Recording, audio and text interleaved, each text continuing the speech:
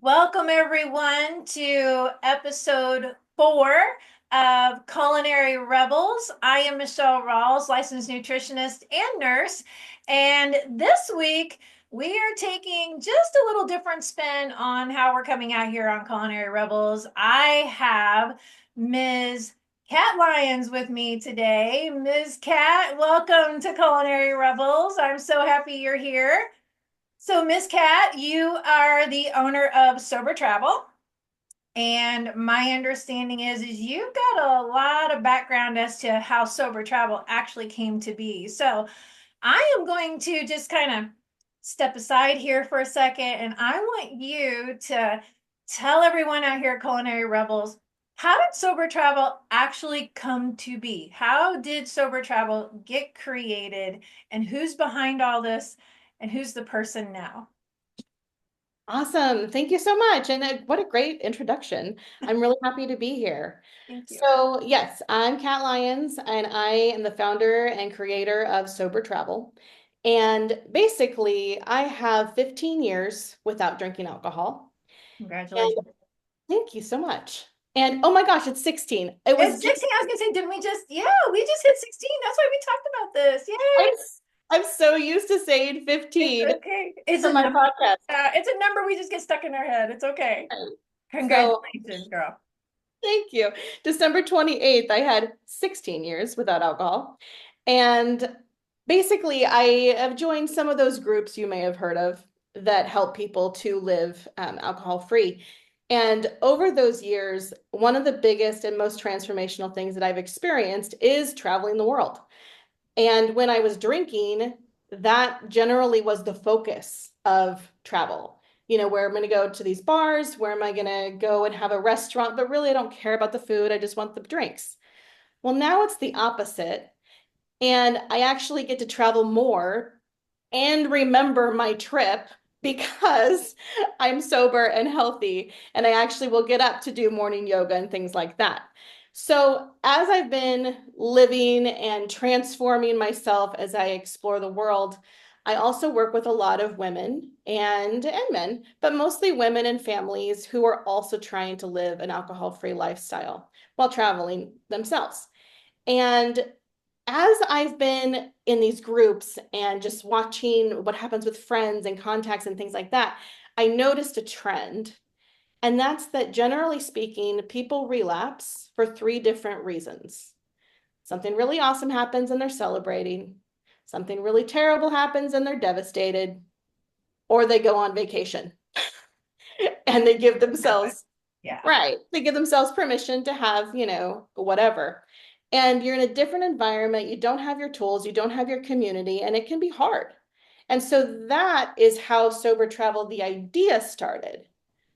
It also happened because, to be honest, a couple years ago, I almost relapsed on a cruise ship. And I had no idea that this cruise line was so focused on what's fun is getting drunk. What's fun is getting drunk. And there was all these shiny drinks going by and oh, this one's free and this one's included. And it just got so overwhelming that I literally like ran from the Lido deck back to my stateroom, locked myself in there, and read some of my literature so that I could not drink. So And you I felt thought the pressure. You it must was feel pressure. a lot of pressure on a cruise, is what I'm hearing, Yes. to be a part of what they were partaking in, which was a lot of alcohol. Yeah. And you You don't want felt to that way. go How did out. other people feel if they were on their sober life? Mhm. Right. And it's just an assumption. It's an assumption like have more fun means have more drinks? Right. Hmm. So Interesting. I got through that. I got through that trip. And I only got through that trip, I think, because I have time and I have tools. And there's a bit of pride in that I know that I work with a lot of people. And if I really, like, all these things. Right.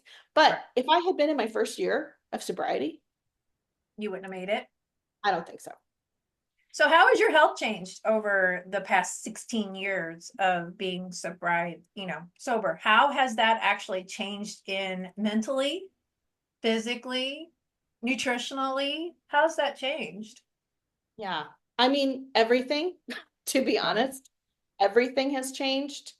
I don't wake up sick every morning, which I used to spend probably most of the morning and into the afternoon just trying to not puke. Right. And I mean, obviously, it didn't start that way. Sure. When I started drinking, it just kind of built and built and built. But Well, it's that's a kind of big like one. eating and gaining weight. We don't do it overnight. It's our habits over a course of time. So same goes with what you're saying with the alcohol. So you started Yeah, it never and gets then, better.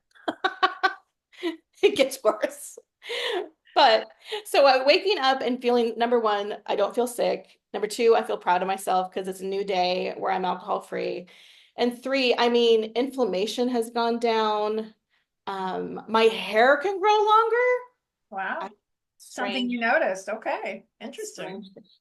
Yeah, because I mean, when you're drinking, you don't really want to make a really nutritious meal. Right. And you're being poisoned slowly. What kind Uh, of, okay, let's talk about that. Hold on. You don't want to make a nutritious meal. So what kind of meals were you making or what were you eating? What is something that you've noticed, especially in the traveling industry? I know you've paid attention. Just knowing you the way I do. What is some of the foods that are associated with the alcohol process? I mean, garbage, processed. I always would tell people, oh, have a California burrito. That's the hangover cure. Okay, You what's a know, California burrito? it's based. I know, I'm like, not everybody lives on the West Coast. Basically, it's a carne asada burrito with French fries in it. Oh, And that was my go-to because the grease and the potatoes and whatever, I told myself that it made things better. In reality, it was probably just something to eat that I didn't have to cook. then it So, would absorb alcohol. right, right. So, yeah, I mean, I wasn't going to sit there and make my what I call my big old salad that I make every day for lunch. Like salad and hangovers do not go well together. No, no. You It's supposed really do need carbs with the alcohol so it can soak it up. You need the greasy to soak it up. Yes, yes. Yeah, no, not that I agree with that, but I'm just saying that's why you do feel better is because the carbs are soaking in the alcohol and the grease from the food is actually helping kind of coat. And yeah. So let's talk about that because you sent me an article and I'm going to pull this article up. Everyone, the reason why we are talking about this today is because it is what, Kat? What is the month of January? it's dry January. Right, right. Yeah. And as I mentioned to you, right before the new year actually struck, I was out on my threads, social media, and everyone. I would just continue to scroll and it was talking about I'm sober 5 days. I can't wait to go into the new year and I'm sober this many days. Or I've been sober 365 days, or I've been sober 1 year. I mean, there were some real celebratory moments out on threads when coming into the new year.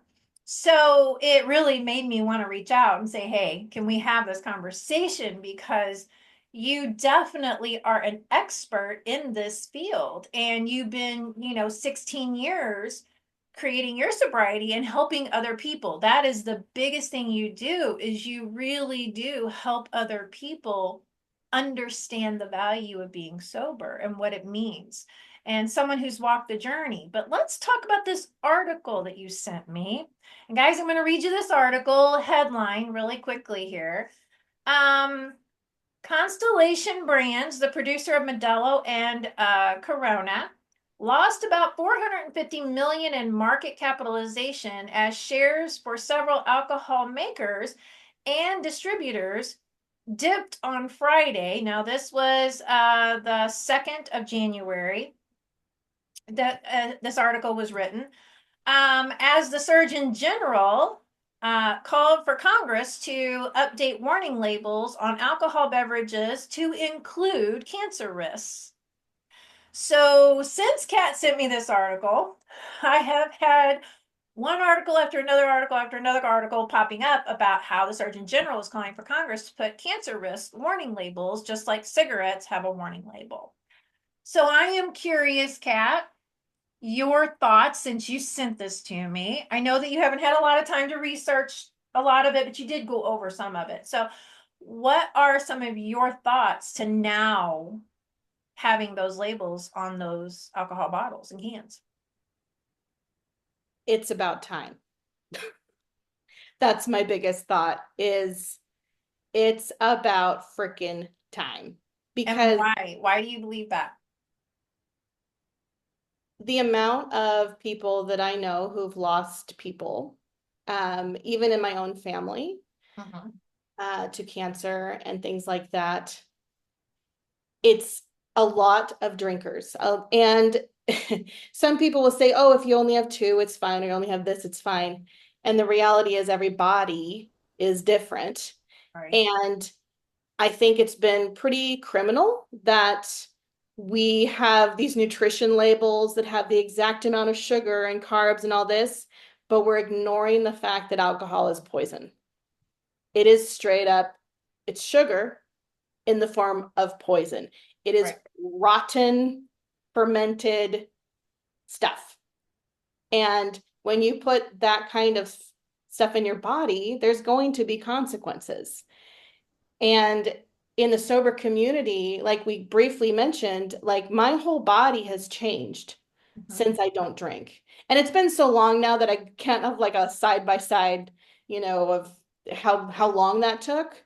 But my nails, my skin, my digestive system, inflammation, everything in my body is completely different than it was when I was drinking. I mean, I remember I lost probably 30 pounds the first year that I stopped drinking because I Wow. was so heavily swollen. Mhm. And I just am filled with so much gratitude that they're now holding these companies responsible and saying, hey, let's be honest. If people choose to drink, I don't judge them. Not everybody's like me, where I have one and then I need 15. Like, that's fine. If you can have a glass of wine and enjoy your life, whatever, but you should know what you're putting in your body. It Right. shouldn't be this hush hush, let's make more money situation, especially with the amount of people, especially in the United States, that have cancer or have had cancer.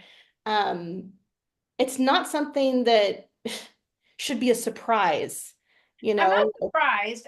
It does say the risk of developing cancer increases as alcohol consumption increases, regardless of the type of alcohol. It says that, that you're actually affecting 7 different types of cancers, that you could be, you know, putting yourself at risk for. Um, Alcohol is the third leading preventable cause, is what it says. Alcohol is the third leading preventable cause of cancer behind tobacco and obesity. Yeah. It's very interesting, that all these years, alcohol's been a free flowing substance that has no real warnings other than don't drink if you're pregnant. And Right. now all of a sudden, we're going to have a warning label like the tobacco industry that says could cause cancer. Mhm. And yet there are studies coming out.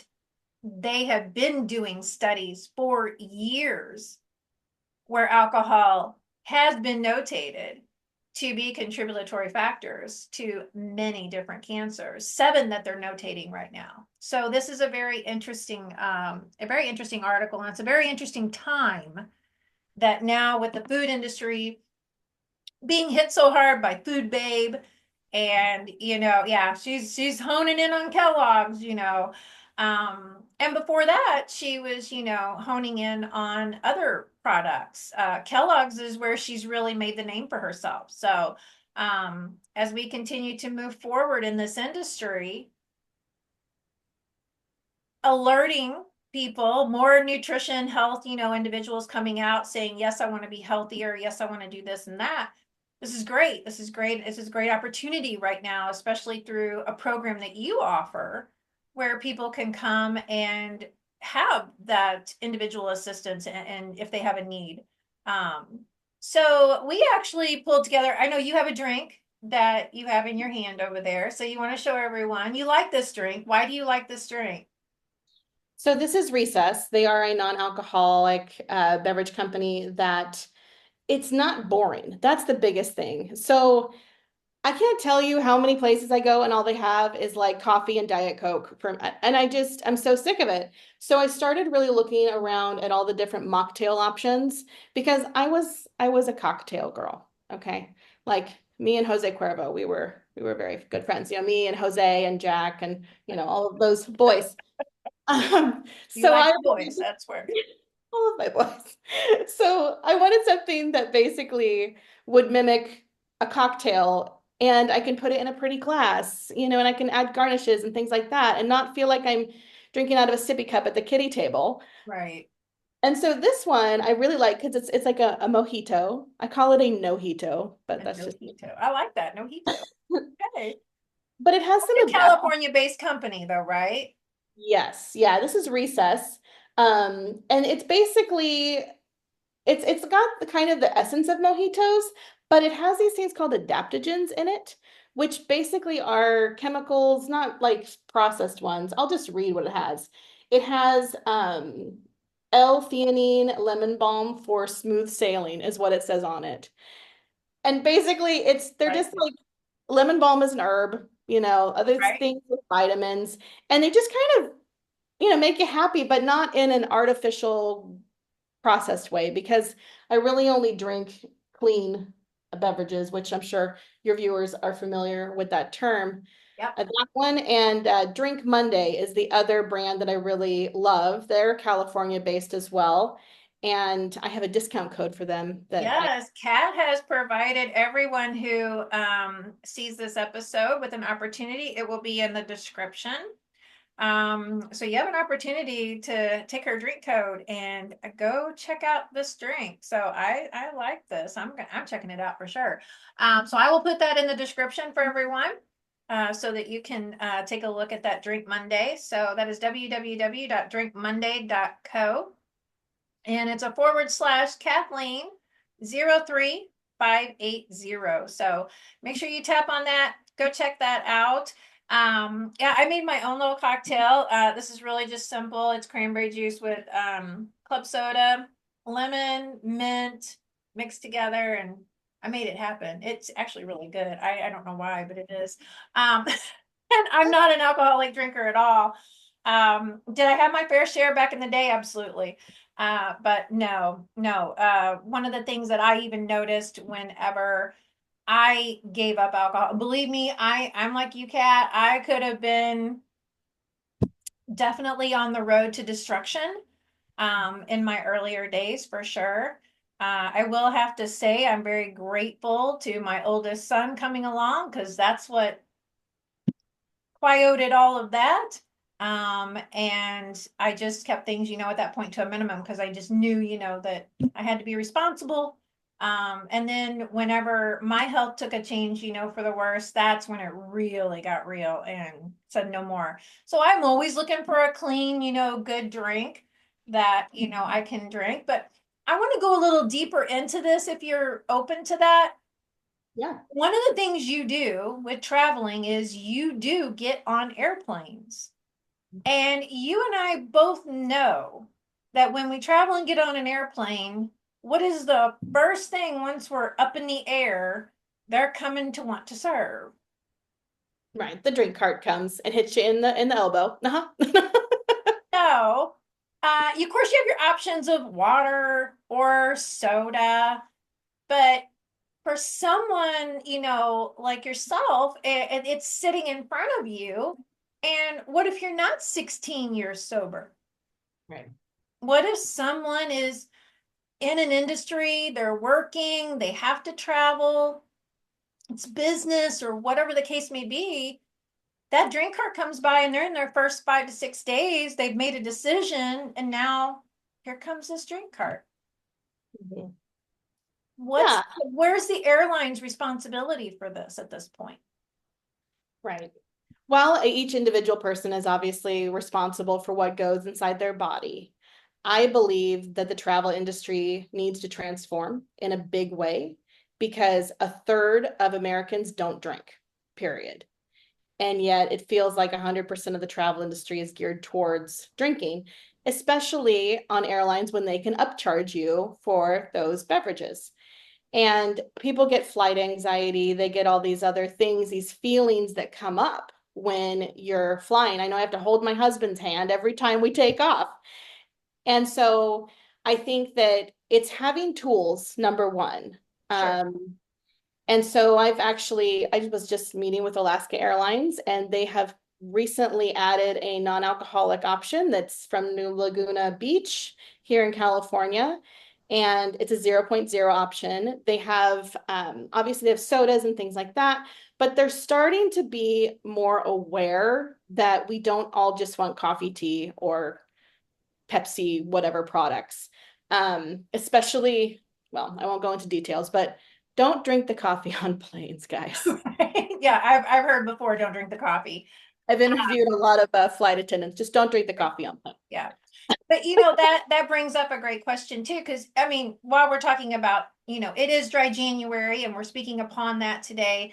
I don't encourage the soda activity either. And if you're someone like myself, who has cut soda completely out of their diet, my only option at that point is water or tea, and I don't drink coffee.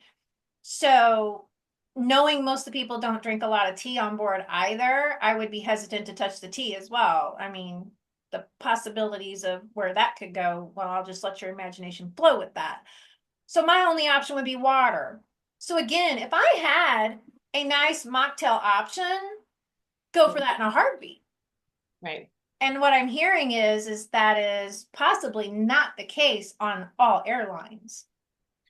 It's definitely not. It's definitely not the case. And what's really unfortunate is that if you get into first class or the private jet sector or things like that, all of a sudden they have all these different options. But, for those of us who fly and, coach, business, whatever, it is pretty limited. So one of the things I'm currently working on is actually partnering with some of these airlines to say, hey, we need something too. And beyond just the drinks, it's also the resources at hand. So that's actually part of why I created my podcast so that people would have something to listen to on a plane. They could listen to this episode where you and I are talking about just sobriety in general and the health connection. Because the biggest thing I think people need is to not feel alone and to Right. not feel weird and to feel like they have a community, they have resources. It's also why I'm writing my book, which will have sections on literally how to not get drunk on a plane. Oh, I like that. So that'll be a great resource too. That's awesome. I like that. Great. Yes. Okay, so we're not just traveling on planes either, but when we get on the cruise ships, I mean, come on, let's be honest. What's the first thing on a cruise ship that they hand you? But they hand you this thing and say, okay, put your credit card in here, and this is how many drinks you can get. But then, we're going to charge a credit card for every additional drink that you're getting off of, this one ticket. So let's talk about that. Where's my options? Do I have options other than drinking the water, the soda, or the tea that they offer? Right. Yeah, generally speaking, on those cruise ships, you have the soda package or you have the drink package.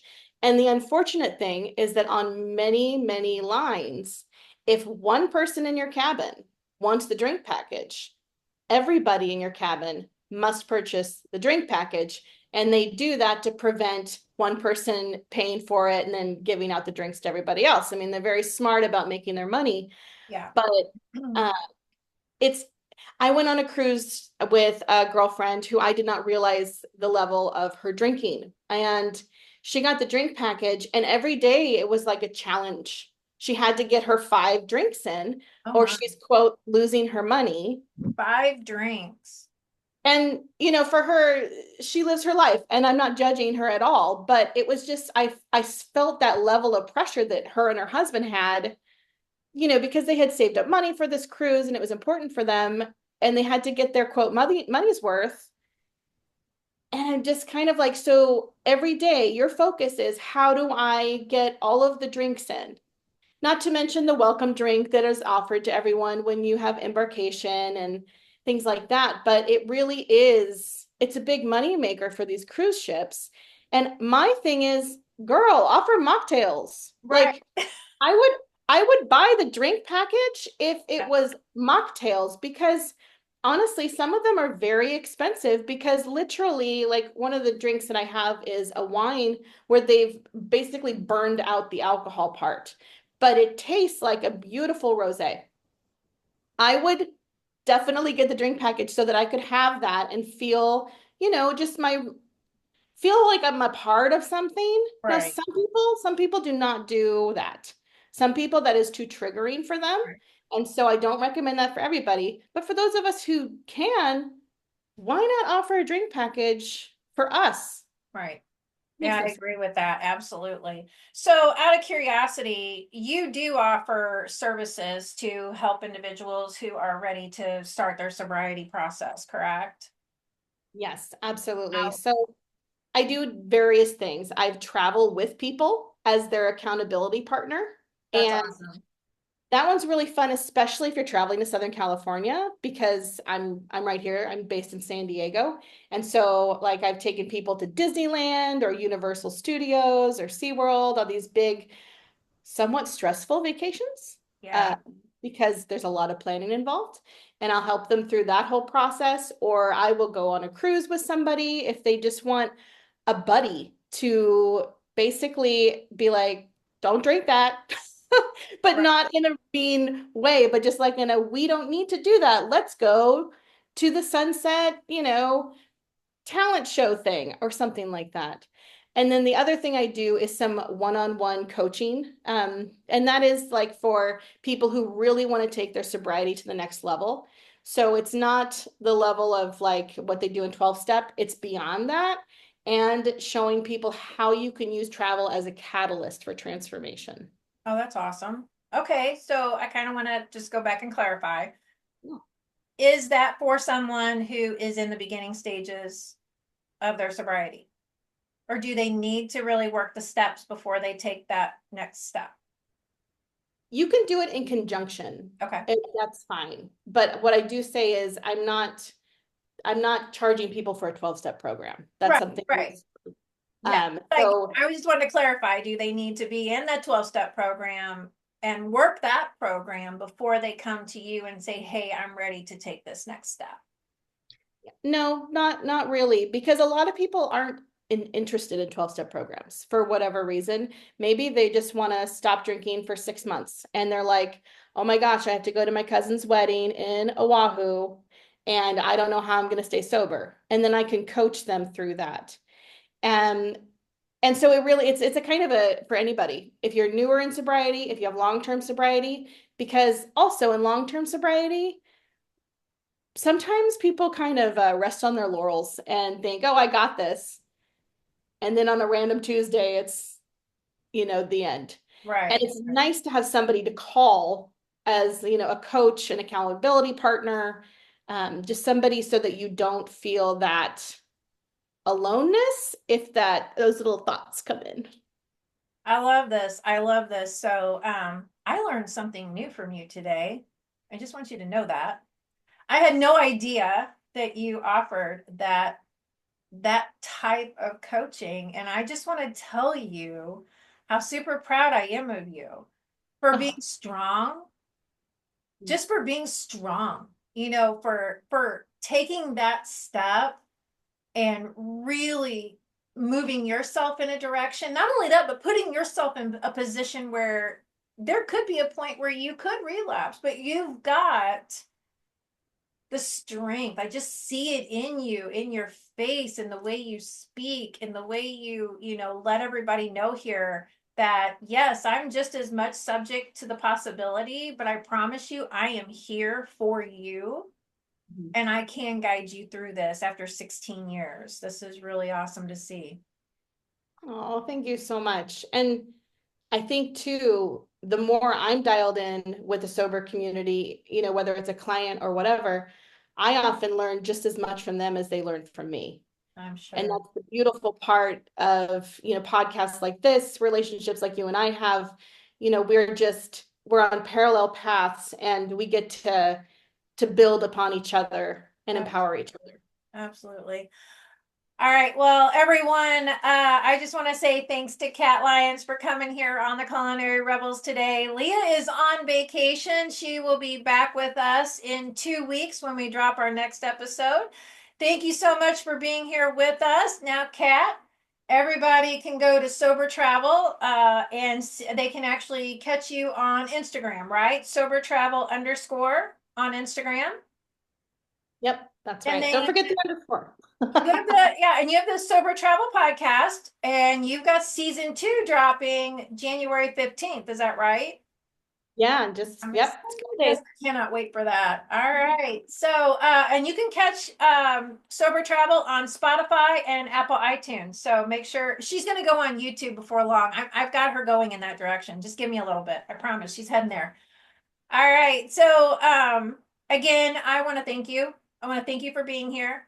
I love you so much. You are a beautiful person, a beautiful soul. You're strong, and I'm by your side every step of the way, all the way. And Leah, she is here with us in spirit today. She's enjoying herself in the Bahamas, everybody. So she'll be back.